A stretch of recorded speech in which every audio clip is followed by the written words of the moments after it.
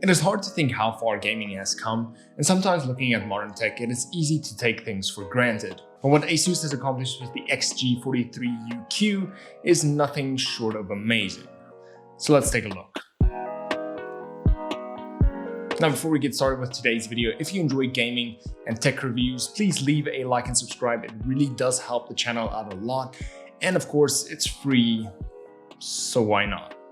Now, taking a look at the ASUS ROG Strix XG43UQ, it can easily be mistaken as a TV since it is a 43-inch panel, but rest assured that it isn't, and this monitor is 100% made for gaming.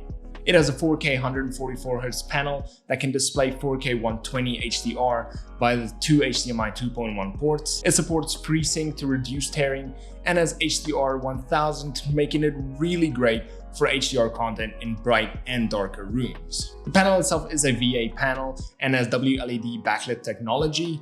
It has an anti-glare coating on the display that really reduces those reflections on the screen, and it has a 1 millisecond response time, just to add more reasons why you would want to add this to your setup. And then lastly, other features include ELMB or extreme low motion blur sync, which really helps reduce tearing and ghosting even more. And then if needed, you can also activate an on-screen crosshair, FPS counter, timer, display alignment to remove the guesswork in aligning multiple displays, and it also has the ability to split the monitor into multiple different screens, so you can use this monitor as a multi-monitor display while only using the one monitor itself, which is really cool because it is a pretty big display. Now, when it comes to ports and buttons, on the back of the monitor itself, you do have your Aura USB port, two HDMI 2.1 ports, and your display ports, and all of these are hidden with the removable backplate to make the monitor look even more sleek. On the side of the monitor, you have two HDMI 2.0 ports, USB 3 ports, and a headphone jack that can also be plugged into speakers, but the standard speakers on the monitor did perform fairly well, and I would just use those instead of actually going out and buying external speakers. But of course, if you have speakers, you can plug the monitor into the speakers itself and then just use those. Now, when it comes to buttons and menus, this monitor does have a joystick as well as these big buttons at the back, which can be used to access the menu as well as change a few settings on the monitor itself. And then lastly, you can attach this light projector at the back of your monitor to display the ROG logo at the bottom of your monitor. And then of course, with software, you can control the actual light that is displayed. But it is something that you rarely see, especially if you have a bigger keyboard, then sometimes it does get lost, but it is still a pretty cool feature and something that you can use with this monitor. But let's get to why you want to buy this monitor and see how it performed while gaming.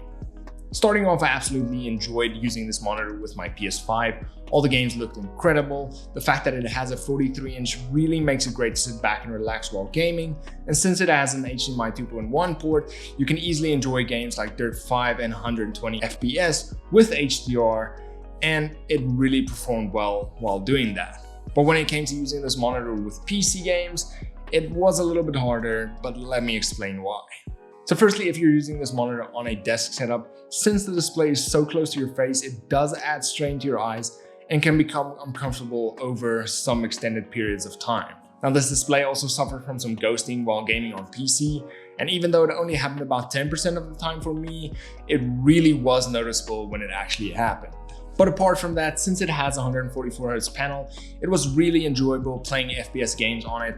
Whether you're playing CSGO, Apex Legends, Warzone, doesn't really matter. It does perform really well with PC gaming, but I would just suggest maybe pushing the monitor a little bit back to really reduce the eye strain that you get.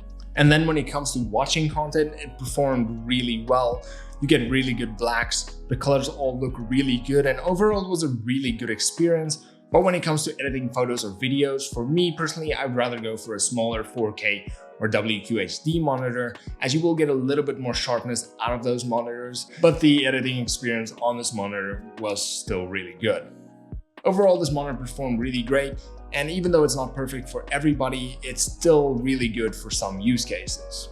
Now, as ASUS suggests, this is a gaming monitor, and that is really where this monitor excels. So if you want a monitor for your console gaming, this monitor is amazing. For PC gaming, for my setup at least, this monitor was a little too big, but if you are someone with a deeper desk or you want to wall mount this unit, then of course, pushing that monitor back could still make it really good for PC gaming, since you still have that 144Hz panel, which will make it good for any type of gaming that you want to do on PC. Now, of course, I used this monitor to edit photos and videos, and I still had a really good time. I really enjoyed watching content on this monitor as well. So even though there are monitors out there that can perform all of these tasks better, it was still a really good experience in all of those fields with this monitor itself.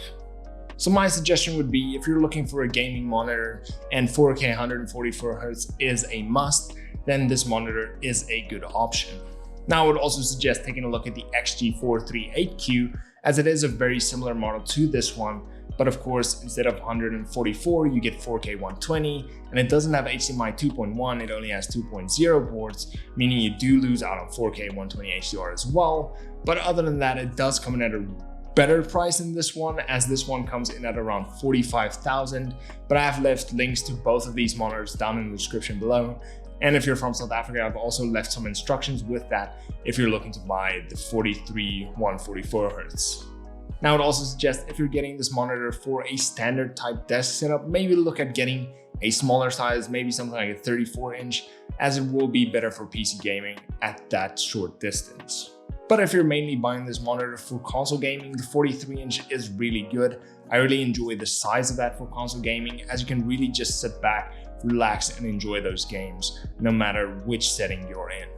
And that is it for today's video. If you guys enjoyed it, please leave a like and subscribe. And then of course, if you have questions on this monitor or any other monitor in general, please ask me down in the comment section below, or by reaching out to me on any of my other social media platforms, and I will get back to you with those answers. And then, as always, until next time, cheers.